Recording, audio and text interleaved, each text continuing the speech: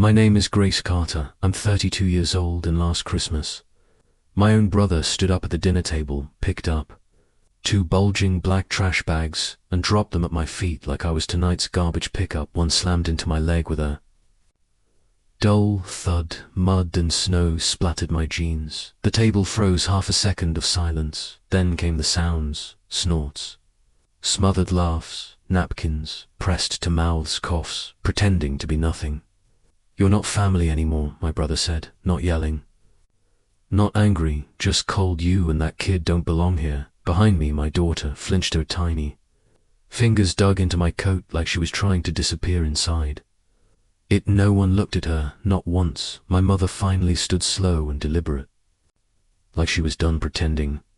Her eyes passed over me and stopped on my child. "She doesn't belong here either," she said, each word sharp, clean, surgical. "She's just a reminder of your mistakes." My chest burned, but I didn't cry. I'd already spent my childhood crying in this house. My sister leaned back, folded her arms, and laughed under her breath. "Seriously, Grace, shut up, sit down, eat, and get out before you ruin this holiday, like you ruin everything else," someone muttered.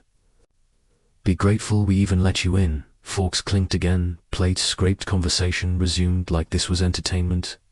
"Before dessert," my sister nodded toward my daughter.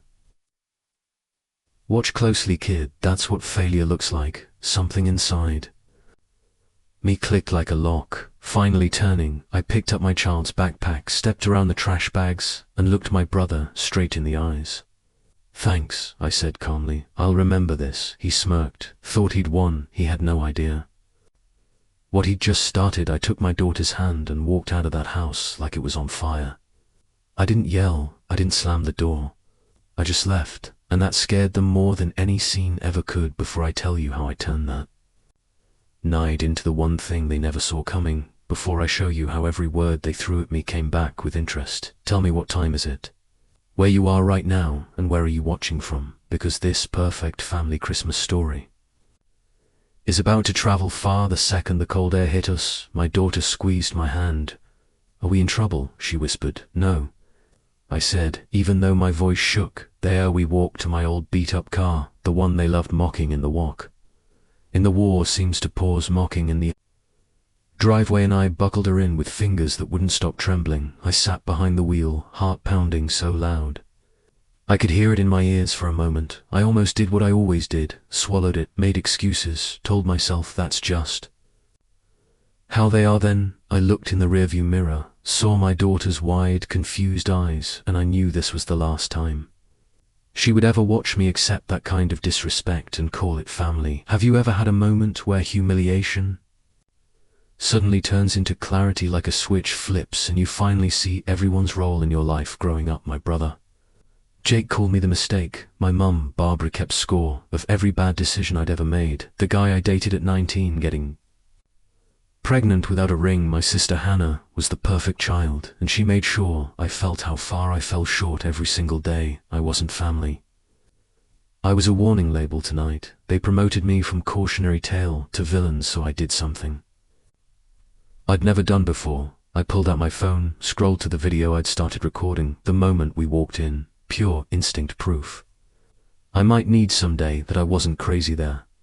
It was the trash bags, the words my mother calling my daughter her mistake, their laughter. My stomach turned, then something else rose up, stronger power. I played it silently so Lily wouldn't hear it again. Watched their faces like they were strangers. "Mom," Lily whispered, "do they hate us?" My throat tightened. "They don't hate you," I said carefully.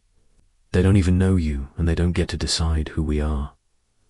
I pulled out of the driveway. In the mirror, the house shrank behind us. White lights, big wreath, a perfect Christmas postcard with rot underneath. "Where are we going?" she asked. "A hotel tonight," I said, "and then we're going to build something they can never touch." My phone buzzed. A text from my best friend Claire. "How's Christmas at the farm?" "Surviving," I typed back. "You're not going to believe this. Call me 5 minutes later." I was parked outside a cheap roadside motel, Lily asleep in the back seat, Claire's voice in my ear. I told her everything fast, flat, like a police report. When I finished, she was quiet. "Grace," she said slowly, This is abuse just wrapped in tinsel. It's just them. I started then stopped because saying just them meant choosing them over my daughter. You recorded it, she asked. Yeah. Good, she said, because if they want to treat you like trash, it's time people see what's inside. They're pretty. Christmas postcard. Then she paused. You know their business is everything to them. Jake's posts the farm, the image. What if she said, you use the one thing they care about most? I looked at the frozen frame on my phone, Jake holding those trash bags for the first time. I had proof, and for the first time I wasn't afraid to use it the next morning. Lily sat cross-legged on the motel bed eating dry cereal. Cartoons flickered. I sat at the desk, video open, deleting it. It would have been easy, that's what they always counted on, but then I remembered Lily's question, do they hate us? So I backed the video up 3 places, then I searched their farm, pages of praise, smiling photos, perfect family, perfect story, a brand, and brands can break. Claire called again. What's their weakest point? I didn't hesitate. Money, reputation, control. Then hit there, she said, but smart. Thus, when I opened the folder I'd avoided for years. Legal documents, my father's estate, the farm, was supposed to be divided equally, but when I got pregnant, my mom had me sign papers, temporary. She said it wasn't control in perpetuity. My brother as manager, my mom as co-signer. I was erased. They stole from you, Claire said, and then threw trash bags at me on the land that helped pay for their image, so we hit back, she said. Legally and socially, I emailed a lawyer's subject line, urgent then.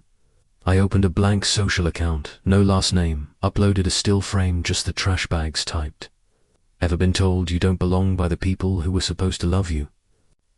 Yeah, me too. I saved it. Not yet. This wasn't revenge. This was timing.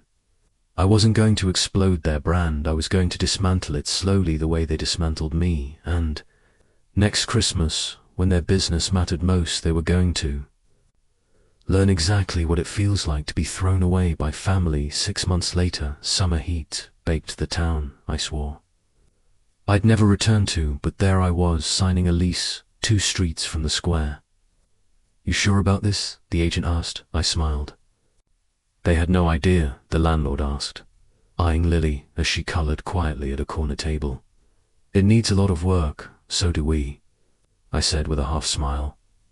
We'll manage. I'd gotten a job I could do remotely for a marketing firm in the city, and between that and some savings, I could afford the rent if I was careful. On paper, it was just an office. In my head, it was the command center for the quiet war I was about to wage. My attorney, Mark, had responded to my email with strong words. You have a case, but it will take time. They will fight dirty. Are you prepared for that? I was more prepared for that than for another Christmas, pretending everything was fine. He'd started digging into the property documents, the tax records, the way Jake had used the farm as collateral for loans to expand the experience. Hay rides, hot cocoa stands, Instagrammable photo zones, all of it cost money. All of it relied on the story of the loving family business. At the same time, my anonymous account started to grow. I posted short clips of audio with the words, blurred snippets of conversations about "you're not family anymore. She's just a mistake," layered over stock footage of Christmas dinners and tree farms. I never used names. I never showed faces. I just told the truth as a woman whose family turned Christmas into a weapon. People flooded the comments. This happened to me too. My mom said the same thing about my kids. Please tell us what you did. Do you know how powerful it feels the first time? Strangers don't question your pain, but nod and say same every time. I wanted to back down. I opened that app and read those comments. I wasn't just doing this for me anymore. I was doing it for every kid who got called a mistake, and every parent who decided that cycle ended with them. Meanwhile, Jake flourished online. He started a channel for the farm, posting behind-the-scenes content, talking about legacy and family values. My mom appeared in videos, all smiles and warm hugs. My sister hosted giveaways. I watched it all from my tiny office laptop balanced on boxes, teeth clenched. You know what this is? Claire said over video chat one night. This is a PR campaign. They're building a shield, but, you know, PR too. Gracie work in marketing. They're not the only ones who can control a story. She was right, so I started planning phase 2 if they were going to build their identity. on being the heart of Christmas in this town, then I was going to become the voice for everyone Christmas had hurt. My office turned into a studio. I bought a second-hand microphone, a cheap ring light, and recorded my first long-form story time under that anonymous handle. I told the trash bag story in full, no names, no location, but every word true. I ended it with, "Next Christmas, I'm not going back as the girl they throw out. I'm going back as the woman who owns the receipts, the video views, comments, duets from people sharing their own worst holiday memories." I watched the numbers climb and thought about my mother, who cared more about what the neighbors thought than about how her own daughter felt. What would she do if the neighbors recognized her words in that story? One day, my lawyer called 2 weeks later. "We found something interesting," he said. "Your brother refinanced the property last year. He took on a big loan to expand using the farm as collateral. He's been making payment, but barely. If something hits their revenue hard during the holiday season, they could default." I asked, memeing, "The bank might be very open to selling that debt," he replied. "And if someone bought that note, that person would have a lot of leverage over what happens to the farm." My heart slammed against my ribs. "Are you saying I could own my family's mortgage if you want to?" he said. "If you can handle what comes with that." I thought about my brother's face when he threw those trash bags, my mother's voice calling my daughter, a reminder of my mistakes, my sister telling my kid to watch me as an example of failure, send me the numbers. I said, "Let's see how much it costs to stop being the one they can throw away by the time leaves started to turn." I had a plan, a folder full of documents, and a knot of fear and excitement twisted so tight in my stomach I could barely tell them apart. The bank had been more than willing to talk. The farm's debt was large, the risk was high, and I showed up with a clean credit record, a steady income, and a co-signer, Claire, who believed in me more than my own family ever had. We didn't buy the whole farm. We bought the note, the debt, the thing hanging over my brother's head that he had no idea was about to have my name on it. "You understand, this doesn't make you the owner yet," Mark reminded me. "But if they miss payments, you have options before foreclosure. You can renegotiate terms, you can set conditions, you can decide what forgiveness looks like." "Oh, I know exactly what it looks like," I said, an apology my daughter can hear. As the Christmas season approached again, my anonymous account reached a milestone, hundreds of thousands of followers. People messaged me asking for part 2, part 3, begging to know what happened when you went back. I hadn't gone back yet. I'd been building everything so that when I did, I wouldn't be walking in as the girl with nothing. I'd be walking in as the woman holding the one thing they respected: power. One night, I sat at the kitchen table in our small rental, Lily doing homework beside me. "Mum," she said suddenly, "are we going back to the Christmas farm this year?" My pen froze on the paper. "Do you want to?" I asked. She hesitated. Last time was bad, but she fiddled with her pencil. "That's still my grandma and my uncle and my aunt, right?"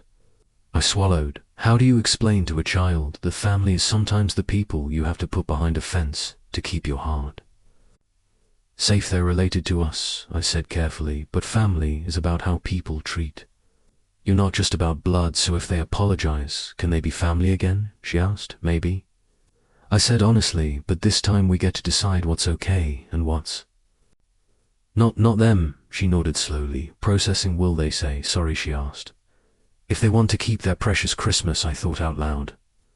I just said, "We'll see." 2 weeks before Thanksgiving, I received an automated email: Carter Christmas Farm season launch event. Join us for our biggest year yet. I snorted. Biggest year yet? They had no idea I bought 2 tickets on the morning of the event. I dressed Lily in her warmest coat and knitted hat, and pulled on my own jacket, hands shaking as I zipped it. My phone buzzed. It was Mark. "Everything's in place," he said. "You're current on the note. They're technically in good standing for now, but you have every right to visit the property, and you have every right to request a meeting as the holder of their debt. And if they throw trash bags at me again," I asked dryly. "Then we move up the timeline," he said. "But remember, your goal isn't to destroy the land, it's to reset the balance." Claire texted next. "You got this. Remember, you're not going as the broken daughter, you're going as the woman who owns the leverage. Walk like it at the farm, Cars lined the road, music drifted from speakers, and kids ran around laughing with cups of hot chocolate. It looked exactly like their videos. Perfect, magical, warm. My chest tightened. All my worst memories were wrapped in twinkle lights and fake cheer. As we approached the entrance, my brother was there in his branded jacket greeting guests, smiling for selfies. When he saw me, his smile froze. "You've got to be kidding me," he muttered. "You actually came back." My mother hovered a few steps behind him, her face draining of color. My sister, standing near the cocoa stand, lowered her phone mid-Instagram story. For a second, nobody moved. Then I smiled, not the shaky, desperate smile I used to have around them, but a calm, deliberate one. "We bought tickets, just like everyone else." I said, "We're here to enjoy the farm." Jake stepped closer, lowering his voice. "We told you last year, you're not welcome here." "I'm not doing this drama again, that's funny," I said quietly, "because your farm is very welcome in my portfolio." Confusion flashed across his face. "What are you talking about?" I leaned in just enough for him to smell how unafraid I own your debt, Jake. The bank sold your note. The person who decides how long this place stays open. I tapped my chest high. His jaw dropped. "You're lying." My mother rushed forward. "Grace, what are you playing at? Don't ruin this day." I pulled a folded letter from my bag and handed it to Jake. It was a formal notice from Mark's office confirming the transfer of the note and identifying me as the new holder. His eyes scanned it, and the color drained from his face. My mother snatched it from his hand and read it herself. This is ridiculous," she stammered. "How could you? Why would you?" "Because last year you threw trash at me and called my child a mistake," I said evenly, "and then you used our family name and Dad's legacy to build this cute little empire on my back while cutting me out of everything. So I decided if I was going to be the trash, I might as well be the garbage truck." My sister, who'd been listening from a few feet away, swallowed hard. "You can't just show up and threaten us in front of customers," she hissed. "We'll call security." "I'm not threatening you," I said. "I'm explaining the new reality. You want your season to go smoothly. You want those sponsorships and influencers and local news segments. Great, then you're going to do one simple thing. First," my mother glared at me, "and what's that?" "You're going to stand in front of my daughter, look her in the eyes, and apologize for what you said last Christmas." I replied, "All of you, clearly, without excuses, and I'm going to record it." You could have heard a pine needle drop my mother's lips, pressed into a thin line. "You're blackmailing your own family," she whispered. "No," I said, "I'm holding you accountable. There's a difference. You've been trash-talking me my entire life and got away with it because I was a scared kid who needed you. I don't need you anymore, but you need this farm. So decide which matters more, your pride or your Christmas business." Jake crumpled the letter in his fist. "You wouldn't tank the farm," he said. "Dad loved this place. Lily loves this place. You'd hurt her too." "I won't have to," I replied. "All I have to do is adjust your payment terms. Make a few calls, maybe politely let your sponsors know that the wholesome family they're backing screamed, 'You're not family' at a 7-year-old and threw garbage at her mum. I won't have to hurt you. Your own behavior will do that for you." My sister stepped forward, eyes darting around at the people walking past us, oblivious to the tension. "We can talk about this privately," she said. "Quickly, you're making a scene. Last year you made a scene." I reminded her, "You used my humiliation as entertainment for your holiday dinner. This time I'm giving you privacy because I'm only asking for a private apology. But if you say no," I raised my phone slightly, "then I go public, and trust me, the world is a lot more interested in this story than you think." She paled. She'd seen the anonymous account. I could tell by the flicker of recognition on her face she just hadn't realized the woman whose family turned Christmas into a weapon was me. My mother pulled herself up to her full height the same way she did when she used to lecture me as a teenager. "You're being cruel," she said. "You're weaponizing your daughter. You already did that," I said quietly, "when you called her a mistake to her face. I'm just making sure that if she ever watches that recording one day, she'll also have this one, the day you chose to be better, or didn't." I turned to Lily, who had been standing quietly by my side, eyes darting between us. "Sweetheart," I said gently, "do you remember what Grandma and Uncle said last year?" She nodded slowly. "They said we didn't belong," she whispered, "and that I was bad." My heart cracked, but I kept my voice steady. Today they're going to fix that, or we're going to leave and never come back, and they're going to lose this place because of their own choices.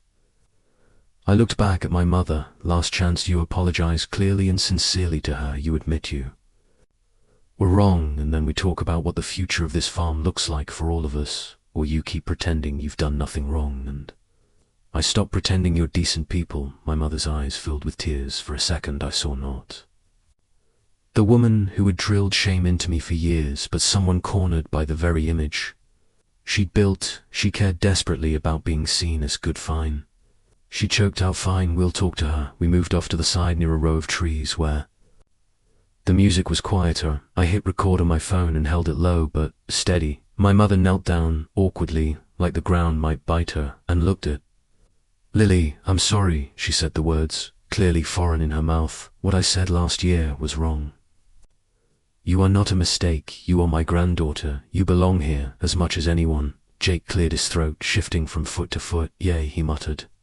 I shouldn't have said you're not family. That was messed up. I was angry at your mum and I took it out on you. I'm sorry, my sister added, and I shouldn't have said what I said either. I was trying to be funny. It wasn't. I'm sorry. Lily stared at them, then at me. Do you mean it? She asked in a tiny voice. My mother hesitated, then nodded.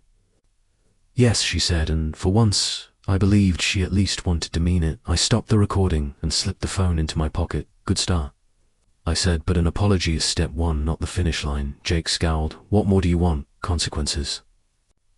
I said bluntly. You don't get to treat me like trash for years and then act like a single sorry resets.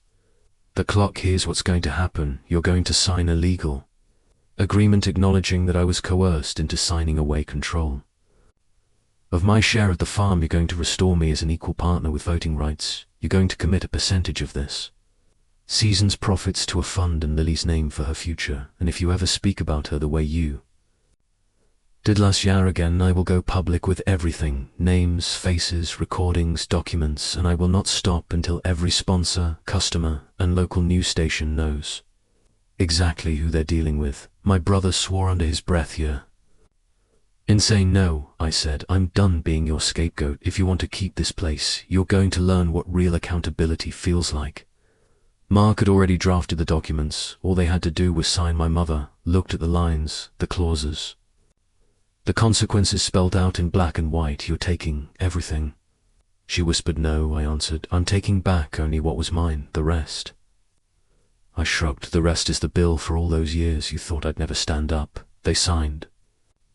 Of course they did. Pride is loud, but fear is louder, especially when it smells like foreclosure and public scandal. We met in the farm's cramped office, away from customers and carols, while Lily sipped cocoa outside with Claire, who'd driven in to be there for moral backup. My mother's hand shook as she put pen to paper. Jake's jaw was clenched so tight I could hear his teeth grinding. My sister avoided my eyes completely. There, my mother said sharply, sliding the documents back to Mark. Is that enough blood for you? This isn't blood, I said. It's ink, and for the record, if you'd treated me and my daughter with basic respect, we wouldn't be here.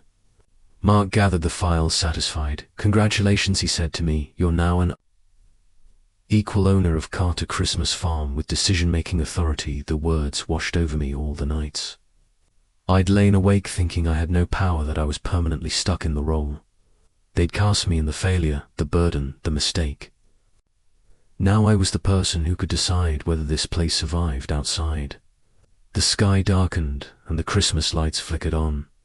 I stepped out of the office into the crisp air, feeling the weight of the keys in my pocket, not just to the office, but to my own narrative. Lily ran up to me, cheeks pink from the cold. Are we okay? She asked. We're better than okay, I said. We're not just visitors anymore, we're owners. Her eyes widened. Like this is ours, part of it. I said. Enough of it, that nobody can ever tell us we don't belong here again. She grinned, then frowned a little. Does that mean we forgive them that? Questions sat in the space between us, heavy and complicated. Inside the office, my mother and siblings were probably already rewriting the story in their heads. How I'd forced them, how I was ungrateful, how they were the real victims. People like them never give up a lifetime of excuses in one afternoon. Forgiveness is a process, I said slowly. You know how we learn to stand up for ourselves this year. They have to learn their own lessons too. I'm not going to forget what they did. I'm not going to pretend it didn't hurt, but I am going to make sure it never happens again to us or to anyone else here over. The next weeks I used my new authority. I changed policies. No more under the table pay for seasonal workers. No more family discount for relatives who treated employees like servants. We started a No One Spends Christmas Alone program, giving free trees and tickets to foster families, single parents, and people estranged from their relatives. Every time my mother complained that it ruined our exclusivity, I reminded her that exclusivity is what almost ruined me online. My anonymous account finally told the full story this time. I posted the video, faces blurred, voices distorted, but the words ringing clear. I followed it with a second video, where I sat in my little office, unblurred, unfiltered name on the screen. Hi, I'm Grace. I'm Grace. I'm the girl from the trash bag story, and last year my family said my daughter and I didn't belong at Christmas this year. I own part of their Christmas. This is what happens when you stop begging for a seat at the table and build your own chair. The response was overwhelming. People didn't just watch, they shared, stitched, commented, cried. Some recognized the farm in the background. Anyway, whispers started in town. I heard my mom was mortified. I heard my brother was furious that people knew he'd thrown trash at me. I heard my sister was scrambling to pivot her online presence into healing and growth. Not my problem. The only opinion I cared about was the little girl who now walked onto that farm with her head held high on Christmas Eve as the last customers left and the snow began to fall in lazy flakes. I stood at the edge of the property, looking at the lights glowing softly against the dark. My mother approached, wrapped in her heavy coat, looking older than I remembered.